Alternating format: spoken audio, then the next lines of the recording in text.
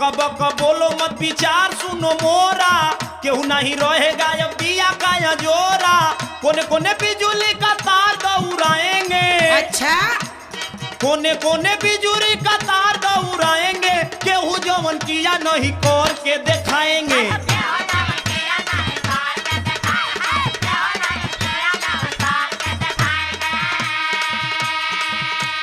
सुना सुना हमार बात सुना, बड़ा बक बक करत हुआ कबेले।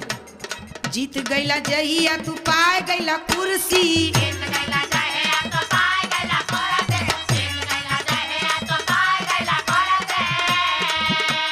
धोती कुर्ता ऊपर लहराए लेला जर्सी,